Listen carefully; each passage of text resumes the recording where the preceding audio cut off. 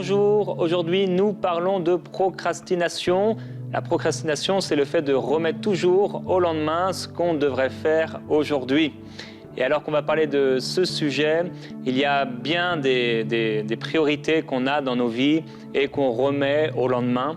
On a parlé cette semaine des 4 priorités du Seigneur Jésus et la première de celles-ci, c'était son intimité avec Dieu, ses temps de prière. Et dans le livre des Actes, chapitre 12, il est dit que Pierre était dans la prison et il est écrit que l'Église, sans relâche, priait. Sans relâche, la prière montait de l'Église vers Dieu pour lui. Parfois, et c'est peut-être la priorité parmi toutes les autres pour lesquelles on va procrastiner le plus. On se dit, eh bien, peut-être au fond de nous, c'est pas si important. Et c'est pour cela qu'on va faire tout un tas de choses à part prier. Et le Seigneur dit dans le livre d'Osée, « Défrichez-vous un champ nouveau, il est temps de chercher l'Éternel jusqu'à ce qu'il vienne et répande pour vous la justice. » Et Dieu dira dans le livre d'Osée également, « Mon peuple est enclin à l'inconstance envers moi. On les appelle vers celui qui est en haut, mais aucun d'eux ne se lève. » Alors je prie que si vous devez vous lever dans la prière, que vous puissiez vous lever dans la prière. Et je prie que cette priorité tellement importante de pouvoir parler à Dieu, de pouvoir prier, prendre le temps de prier, eh bien, vous ne puissiez pas la remettre au lendemain. Mais peut-être vous avez fait cette expérience, voilà, vous avez votre vie de prière, peut-être vous priez plus ou moins. Et à un moment, il arrive quelque chose comme Pierre qui est là en prison et c'est le tout à coup, il faut absolument prier. Un accident, quelque chose arrive à quelqu'un de vos proches, quelqu'un que vous aimez, ou alors dans votre vie, quelque chose n'arrive pas comme vous l'auriez voulu. Et là, tout à coup, eh bien, on est les premiers à prier, à demander au Seigneur. Et là, on va, s'il faut, on va jeûner, on va prier plus que jamais parce qu'on a vraiment besoin de Dieu. En réalité, on a besoin de Dieu tous les jours, frères et sœurs, et il est tellement important de prier. Une simple introduction pour parler de la procrastination. La prière est quelque chose d'important, mais on peut dire, mais je le ferai demain, je le ferai demain. Et finalement, avoir une vie de prière qui n'est pas du tout une vie de prière quotidienne, et pourtant, c'est important. Et aujourd'hui, avec notre invité encore, Mathieu Desroches, tu vas nous parler de la procrastination, et un sujet que tu connais puisque expert dans la gestion du temps. Ça fait combien de temps d'ailleurs que tu as commencé à étudier sur la gestion du temps? 2014, 2015, ouais. Ok, donc ça fait déjà 8 ans et donc tu es devenu un vrai spécialiste. Oh oui, et on en voit de toutes les couleurs quand vient le temps de parler de procrastination. Ben, on t'écoute alors. Et oui, alors évidemment, on ne peut pas faire une thématique pour apprendre à mieux gérer son temps si on n'aborde pas le sujet de la procrastination. J'avais fait une petite étude récemment sur mon site Internet et j'avais demandé aux gens qui sont abonnés, en fait, quel est votre défi de gestion du temps numéro 1? Et loin devant, dans tous les sondages, arrivait évidemment la procrastination. Jérémy l'a expliqué brièvement dans l'introduction. Procrastiner, c'est ne pas faire ce qu'on devrait faire maintenant, c'est reporter à plus tard quelque chose qu'on sait qui devrait être fait. Et j'aimerais dire que la procrastination est le voleur de temps numéro 1. Et personnellement, j'ai beau tourner la question dans tous les sens, je ne vois rien de positif à la procrastination, si ce n'est que c'est une habitude qui peut tranquillement et subtilement nuire à ta vie, voire même la détruire. La procrastination ne ressort jamais le meilleur de toi. Quand tu procrastines, tu n'en sors jamais fortifié, édifié, encouragé.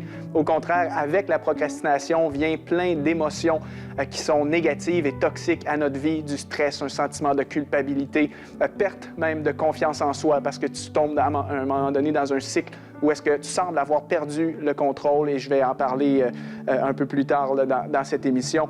Donc, la procrastination, je ne veux pas paraître trop banal ou trop sévère, mais j'irais même jusqu'à dire que c'est contraire à une bonne intendance de notre gestion du temps. Donc, je disais en tout début de cette série que nous sommes appelés à être de bons intendants de notre temps, c'est-à-dire à apprendre en fait, à utiliser notre temps à bon escient, prendre les bonnes décisions au jour le jour sur ce que je vais faire aujourd'hui, dans cette heure-ci, dans cette journée, dans cette semaine, dans ce mois-ci. Eh bien, quand tu procrastines, tu n'es pas un bon intendant. On a vu dans l'émission 1, je vous ai parlé un petit peu, je vous ai dit, le rôle d'un intendant, c'est de maximiser, c'est de faire sortir le meilleur, c'est de s'occuper des choses, c'est de faire ce qui doit être fait, c'est de travailler dans l'intérêt du propriétaire. Par contre, quand tu procrastines, tu n'es pas dans cette dynamique-là. C'est plutôt dans une dynamique inverse où est-ce que tu gaspilles, gaspillage de ressources, et même tu gaspilles ta ressource la plus précieuse. Tu prends du retard sur les choses, tu ralentis certains projets, et voire même dans le pire scénario, tu avortes littéralement certaines choses qui devraient être faites. Il y a des gens, malheureusement, on a parlé de l'appel hier, de connaître notre priorité de vie. Il y a des gens, vous procrastinez la réalisation de votre appel. Il y a des années, peut-être, que le Seigneur vous avait mis à cœur un projet, il vous avait donné une vision pour quelque chose, et vous trouvez toujours une raison pour ne pas le faire. Et ce projet, si bien que ça fait tellement longtemps qu'il a été mis dans l'oubli, que vous n'y pensez même plus, et c'est enterré sous tout ce bagage, ce poids de procrastination-là. La procrastination est néfaste sur plusieurs domaines, comme Jérémie a mentionné aussi dans son introduction sur notre vie spirituelle, de procrastiner tes temps de prière. Tu sais, comme Jésus, que tu devrais commencer ta journée en prière, mais pour une raison X, tu ne le fais pas. Tu as peut-être parfois l'impression qu'il y a comme une force en toi qui est en fait un vent contraire, qui t'amène à ne pas faire ce qui devrait être fait. Et ça, mon ami, j'aimerais te dire que c'est quelque chose qui peut être dangereux pour toi. On va être clair, soyons clairs. La procrastination, ça nous arrive tous. Ça m'arrive, je vous le confesse aujourd'hui, il m'arrive de procrastiner et ça nous arrive tous. Pourquoi? Parce que nous sommes humains, nous sommes faillibles, nous sommes imparfaits, notre énergie fluctue, nos émotions, notre humeur fluctue. Donc, il y a des journées que, tu n'es pas dans ton assiette, ça ne fonctionne pas, tu n'as pas la volonté, l'énergie nécessaire. Et oui, il va y avoir des moments où est-ce que tu procrastines. Il va y avoir des jours pour moi en tant qu'entrepreneur, lorsque je sais, par exemple, que j'ai une longue liste de tâches, j'ai des projets importants à faire avancer, mais pour une raison X, ça ne fonctionne pas aujourd'hui. Il y a de ces journées-là et ça m'arrive. Mais là où la procrastination est problématique, c'est lorsque ça devient quelque chose de chronique, de fréquent, d'habituel. Lorsque tu as laissé ce mauvais comportement-là s'enraciner en toi, se prendre position en toi, se solidifier en toi, c'est un problème. Oui, il va toujours y avoir de la procrastination une fois de temps en temps dans ta vie. C'est une lutte quotidienne. À tous les jours, tu dois te discipliner, un peu comme l'apôtre Paul disait lorsqu'il disait « Je traite durement mon corps, je le discipline afin de ne pas être disqualifié après avoir prêché aux autres. » Donc, on voit que la lutte contre la procrastination, c'est une bataille quotidienne. Et l'apôtre Paul, en fait, était dans cette bataille-là de discipliner son corps, pour donner cet exemple-là qui est en lien un petit peu avec le sujet. Donc, c'est une bataille de tous les jours. Mais par contre, il y a des gens que c'est un vrai problème. Vous procrastinez sur tout et n'importe quoi. Vous voulez vous remettre en forme. Vous savez que vous devez faire de l'exercice, de l'activité physique pour rester en santé et peut-être avoir plus d'années à vivre. Tandis que si vous continuez dans vos mauvaises habitudes au niveau de la santé, vous savez que votre médecin vous a même mis en garde par rapport à l'importance de faire du sport. Mais pourtant, vous n'arrivez jamais à le faire. Vous reportez toujours vos séances de sport. Pour d'autres, ça va être les temps de lecture de la Bible ou simplement des temps de lecture personnelle, de lire un livre. Tu sais que tu devrais lire ce livre qui va t'édifier, qui va te faire grandir, qui va élargir tes connaissances, mais tu ne le fais pas. D'autres, ça va être au travail. Ton patron te confie des tâches, mais tout est toujours plus long, tu n'arrives pas à le faire, tu n'es jamais dans les délais, tu es toujours en retard, tu procrastines. Donc, il y a des gens, votre procrastination va se manifester de différentes façons. Et lorsque c'est quelque chose d'habituel, j'aimerais te dire que tu as un problème et il faut que tu te réveilles, il faut que tu te prennes en main. Parce que si tu laisses ça aller dans ta vie, comme je te dis, ça peut vraiment limiter l'impact que tu peux avoir ici. Ça peut même gâcher des précieuses années de ta vie. Une procrastination faite de façon chronique va parfois freiner ton influence, ralentir des projets, comme je le disais tout à l'heure, avorter certaines choses. Alors, c'est quelque chose que tu dois chercher de toute ta force à sortir de ta vie. Et bien que ça va nous arriver de temps à autre de procrastiner, comme ça m'arrive encore aujourd'hui, on se doit d'être dans une lutte constante contre ça. Ça doit faire partie de notre combat quotidien, tout comme nous luttons face à nos habitudes charnelles, face au péché. Nous sommes dans une lutte constante pour ne pas commettre le mal, mais rester dans les voies du Seigneur. La procrastination fait partie de ces choses-là de la vie. Et en fait, j'aimerais même dire que si on lit, par exemple, lisons ici Romains chapitre 7, verset 15.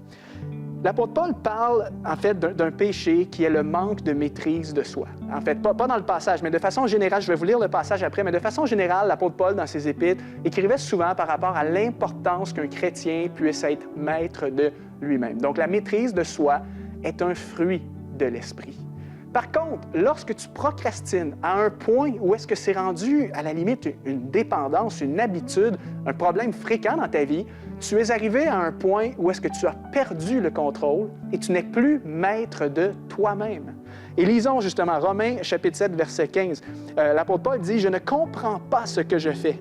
Je ne fais pas ce que je veux et je fais ce que je déteste.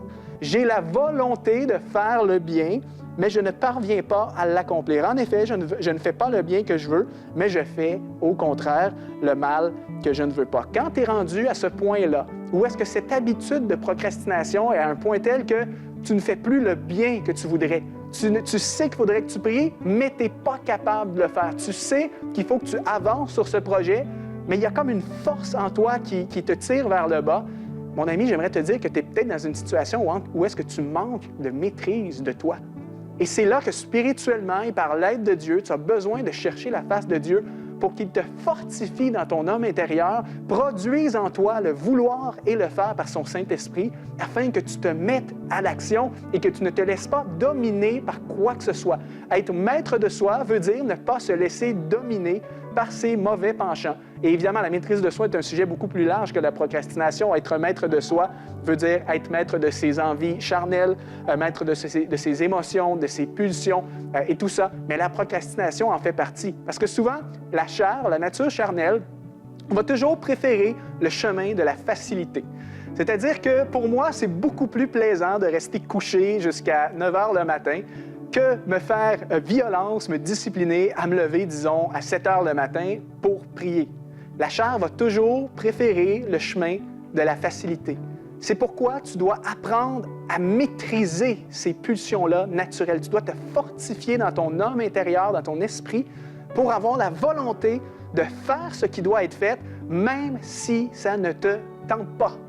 Donc, en fait, la discipline, c'est être capable de faire ce qui doit être fait, même quand ça ne te tente pas et même quand personne regarde. Quelqu'un qui est discipliné, c'est quelqu'un qui est capable de dire « Écoute, j'ai pas envie, mais je le fais. Parce qu'il faut que ça soit fait et parce que c'est comme ça. » Ça te prend une force de caractère, une force intérieure. Et je crois que, étant donné que la maîtrise de soi est l'un des fruits de l'esprit décrit dans la parole, je crois que c'est quelque chose qui va se développer en toi au fur et à mesure de ta marche chrétienne, au fur et à mesure que tu vas grandir dans ta vie de disciple. Je veux oser croire que le Saint-Esprit va te fortifier dans ce domaine. Et si en ce moment tu te sens faible à ce niveau-là, si pour toi c'est problématique, tu procrastines pour plein de choses et parfois pour des choses banales, bien aujourd'hui ce sera l'occasion pour toi de revenir sur le droit chemin et d'inviter Dieu dans ce domaine-là de ta vie, que Dieu puisse mettre sa main sur ce domaine de ta vie et t'aider à reprendre les choses en main. Et là où la procrastination est vraiment problématique, comme j'ai mentionné, c'est lorsque c'est quelque chose qui est fait de façon chronique. Et quand tu es dans cet état-là, moi, je dis que c'est comme si tu tombes dans le cycle de la procrastination. Et le cycle de la procrastination, c'est quelque chose d'extrêmement toxique. Je vais essayer de vous le décrire. Le cycle de la procrastination, c'est par exemple, tu sais que tu dois faire quelque chose aujourd'hui, peu importe ce que c'est, prier, travailler sur un projet, etc., faire du sport, mais tu ne le fais pas et tu repousses à plus tard. Première étape du cycle. Le lendemain, bon, normalement, tu t'avais dit que tu le ferais le lendemain. Donc, le lendemain venu, normalement, tu devrais faire la dite activité, mais pour une raison X, tu ne la fais pas encore. Pour une raison X, ça ne te tente pas, tu manques de motivation, tu manques de volonté, manque de force de caractère, de discipline. Et là, ce qui arrive, c'est que c'est là que les conséquences commencent à arriver dans ta vie. 1, tu te sens coupable. 2, tu prends du retard. Si on parle du travail, par exemple, tu n'as pas fait le projet que tu devais faire et là, ça fait 2-3 jours que tu remets à plus tard. Tu commences à prendre du retard et ça va amener du stress dans ta vie, une pression. Et à un moment donné, tu viens que tu es à côté, au pied du mur. Tu n'as juste plus le choix de le faire. Et c'est là que, bon, si on parle du travail, tu vas peut-être passer une nuit blanche pour être capable de finir ton truc, mais tu vas faire la chose à la va-vite, tu ne seras pas pleinement investi dedans. Et ce n'est pas une façon de travailler dans l'excellence pour servir le Seigneur. Tu ne veux pas être dans cet état-là. Et si c'est d'autres choses, par exemple, tu procrastines tout le temps ta vie de prière, chaque jour tu as une excuse, à un moment donné, tu vas commencer à ressentir le vide d'une vie de prière qui est stérile, d'une vie de prière qui est sec. Et là, tu tombes dans un cycle et il y a comme des chaînes qui commencent à se former, des blocages même psychologiques qui vont s'installer en toi, à un certain point où est-ce que tu as l'impression même que tu es prisonnier de cette habitude. Et le genre de raisonnement qui vont s'installer en toi, c'est que, étant donné que tu n'es jamais capable de te lever à 7 heures du matin pour prier ou à 6 heures, à un moment donné, tu commences à croire que c'est impossible. Tu commences à croire un mensonge comme quoi c'est impossible. Moi, mes habitudes de sommeil, moi, je ne suis pas un matinal, alors c'est pas pour moi. Les hommes de Dieu qui se lèvent à 5h30 le matin sont différents de moi. Moi, je peux pas. Tu commences à croire des mensonges. Tu commences même à essayer de justifier ton inaction et sans le savoir, tu es rendu prisonnier de cette mauvaise chose-là. Et ça t'éloigne de la personne que tu veux être, ça t'éloigne des choses que tu dois faire. Et comme je te dis, c'est quelque chose qui peut littéralement saboter ta vie, ton appel et te faire perdre une quantité inestimable de temps, sachant que ton temps est limité et que c'est ta ressource la plus précieuse. Donc voilà pourquoi la procrastination est un véritable danger. Et avant de terminer et de laisser la place à Jérémie pour qu'on puisse vraiment prier pour ça, pour que Dieu puisse intervenir dans ce domaine de notre vie, j'aimerais en fait donner quelques éléments pratiques à ceux qui seraient pris dans le cycle de la procrastination. Peut-être que tu m'écoutes et tu te dis, c'est moi, Mathieu, j'ai l'impression que tu décris ma vie. Eh bien, comment s'en sortir? Voici 5 étapes pour toi aujourd'hui pour te sortir de cet état. La première étape, reconnais ta faute et repens-toi. Reconnais ta faute dans le sens que c'est un manque de maîtrise de soi. Reconnais humblement devant le Seigneur que tu as manqué de maîtrise de soi, tu as manqué de discipline et que tu as besoin vraiment de revenir sur le droit chemin. La première étape de tout changement, de toute amélioration d'une façon chrétienne, eh bien, c'est de se repentir. Reconnais tes manquements, reconnais que tu n'es pas là où tu voudrais être, reconnais ta difficulté. N'aie pas honte de le dire au Seigneur. De toute façon, le Seigneur voit ton cœur et il sait tout de toi. Tu n'as rien à cacher devant le Seigneur. Alors, reconnais ta faute, repens-toi. Deuxièmement, essaie d'identifier la cause sous-jacente à ta procrastination. Quand on procrastine, ce n'est pas un comportement qui arrive comme ça soudainement, il y a toujours une cause sous-jacente. Et parfois, ça va être des choses très banales. Par exemple, parfois, ça va être un jeu vidéo qui va prendre une place énorme dans ta vie, dans tes pensées, si bien que tu passes ta soirée à jouer à ce truc-là et tu te couches super tard. Et là, ça influence, ça vient débalancer ton cycle de sommeil. Le matin, tu n'es plus capable de te lever parce que tu as joué à ton truc tard le soir, la nuit et tout ça. Parfois, ça va être un projet, tu es tellement absorbé dans le travail par un truc qui te passionne que tu en oublies tout le reste et donc tu oublies de prier. Parfois, ça va être une série télé, ça va être n'importe quoi, ça peut être des loisirs, du divertissement, d'autres choses. Essaie de mettre le doigt sur la cause de ta procrastination. Et parfois, tu procrastines pour d'autres raisons, comme par exemple, tu as peur. Tu as peur que si tu fais telle action, il va se passer telle chose.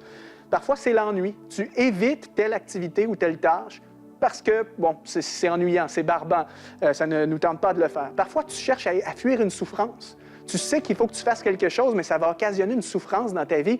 Et en réalité, tu procrastines parce que tu veux éviter la souffrance.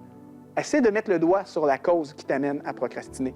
Troisièmement, demande l'aide surnaturelle de Dieu. J'ai mentionné tout à l'heure le verset qui nous dit que c'est Dieu qui produit en nous le vouloir et le faire. Je crois que le Seigneur, si tu es sincère dans cette démarche, si tu veux t'en sortir, le Seigneur peut te donner une force surnaturelle, une volonté.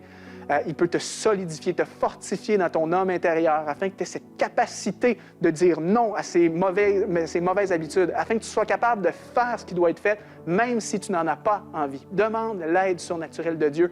Et avec Jérémie, vous allez prier dans ce sens-là aujourd'hui, dans quelques instants. Quatrièmement, prends des mesures concrètes pour réduire ou éliminer la cause de ta procrastination. Si tu as discerné que tu procrastines parce que tu as peur de quelque chose, eh bien, prends des mesures pour surmonter cette peur. Si tu procrastines pour un truc banal comme les jeux vidéo, prends des mesures pour le réduire, pour mettre un cadre, pour te protéger. Mets-toi une protection autour de toi. Là où tu es vulnérable, là où tu es facilement tenté, Mets des choses en place dans ton quotidien pour ne pas constamment retomber dans le piège. Si c'est ton téléphone qui t'amène à te coucher trop tard le soir, bloque ton téléphone, ferme-le, laisse-le en dehors de la chambre à coucher. Des choses autant simples et aussi banales que ça peuvent énormément t'aider. Et puis, cinquièmement et dernièrement, le jeûne. Le jeûne, en fait, a une puissance en elle-même pour soumettre toute la dimension charnelle de ta vie. Lorsque tu jeûnes, tu investis dans ta nature spirituelle et tu t'éloignes des désirs charnels. Donc, quand tu jeûnes, c'est un moyen de se fortifier spirituellement et cette force spirituelle que tu vas chercher va déteindre, va se découler sur tout le reste et tu vas voir que ces comportements qui semblaient avoir une emprise sur toi vont perdre de leur emprise, justement. Ces chaînes vont être brisées par la puissance du jeûne et par l'Esprit de Dieu qui va agir en toi. Tu vas être capable de t'en sortir.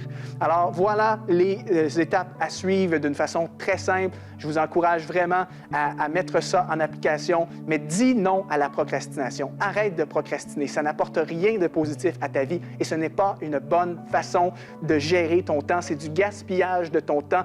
Alors, détourne-toi de cela et je veux vous inviter à prier sans plus tarder avec Jérémie, que le Seigneur puisse vous bénir et vous fortifier. Merci à tous. Amen. Je dis Amen. Mathieu, merci. Merci pour ces paroles. On va prier en effet sur ce que tu as pu partager. Frères et sœurs, on parle cette semaine de la gestion de notre temps. C'est quelque chose d'extrêmement important pour l'enfant de Dieu. Notre temps est compté. Et tout comme dans un sablier, vous voyez, vous avez peut-être un sablier à la maison. Le temps passe. Et comme le disait Mathieu en début de semaine, ce temps qui passe, on ne pourra pas le rattraper. À moins de pouvoir racheter le temps par une grâce de Dieu. Mais toutefois, le temps est derrière nous, le temps passé, et il est vraiment, vraiment important pour nous de pouvoir être au cœur de sa volonté. Alors Matthieu l'a dit, et on le fait régulièrement dans Prière inspirée, d'avoir des temps de repentance.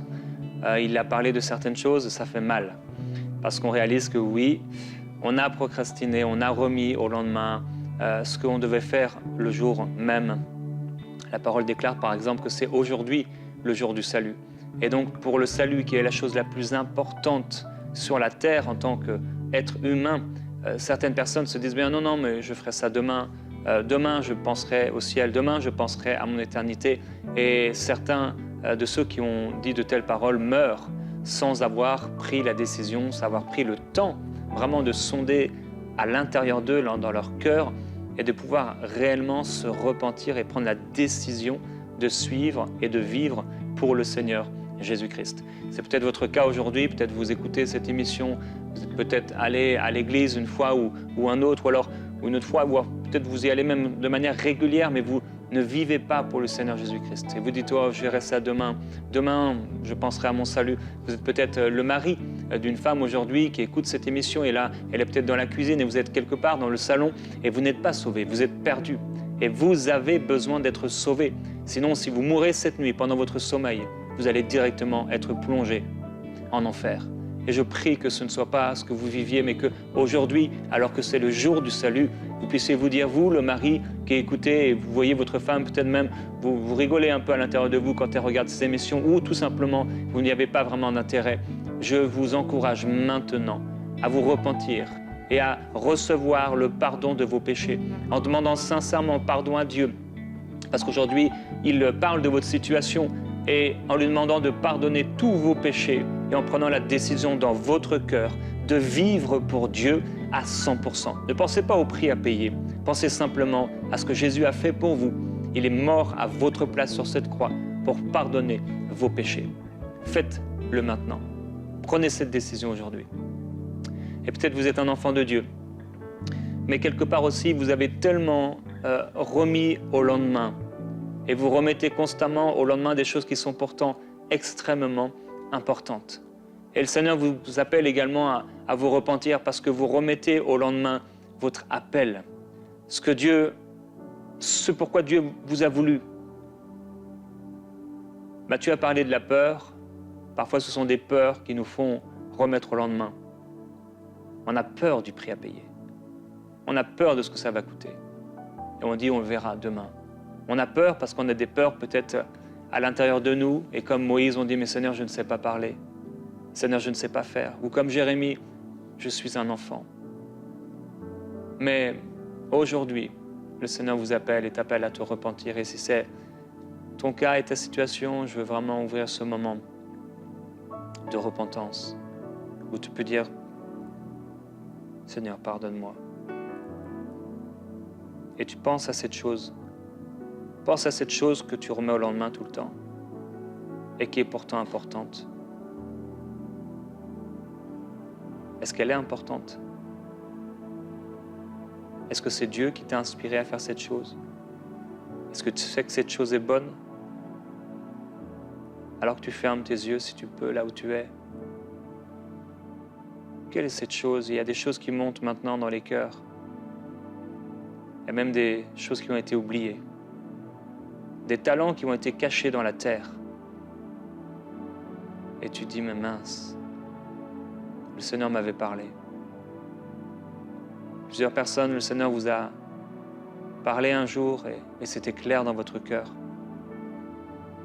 Vous savez que vous deviez peut-être créer une association, peut-être venir au secours d'un certain type de personnes.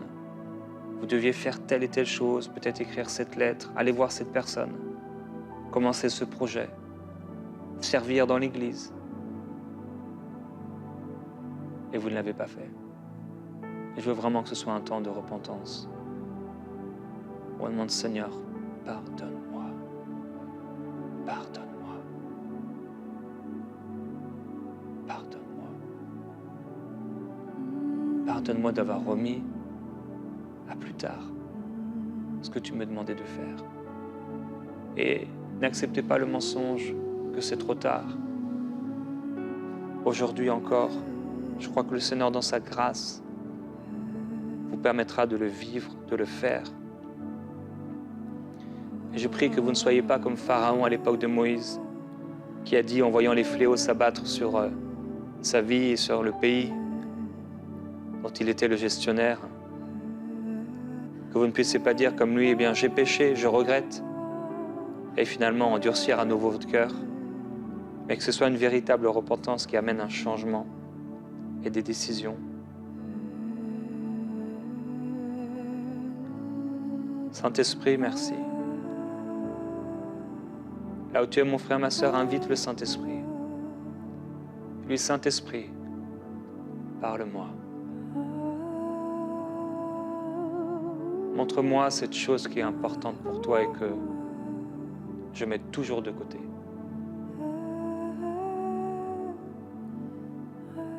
Mets en moi le vouloir et le faire. Je t'en prie.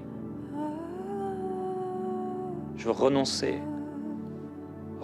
à moi-même, renoncer à mes plans, renoncer à mes priorités pour accomplir tes priorités, tes plans. Seigneur, je ne veux plus jamais mettre en terre un talent que tu m'as donné. Au nom de Jésus, je renonce à la peur. Je refuse la peur du prix à payer. Je refuse de porter mes yeux sur mes faiblesses, sur mes incapacités. Au nom du Seigneur Jésus-Christ, je déclare que tu me donnes, que tu mets en moi le vouloir et le faire, que tu me donnes tes capacités. Tu m'as appelé, je peux le faire. Il t'a appelé, tu peux le faire. Rien n'est impossible à celui qui croit. Seigneur, merci pour la parole que tu renouvelles, les paroles que tu restaures à l'intérieur des cœurs, la conscience que tu ramènes d'accomplir ta volonté. Montre-moi, Seigneur, combien cette chose est importante.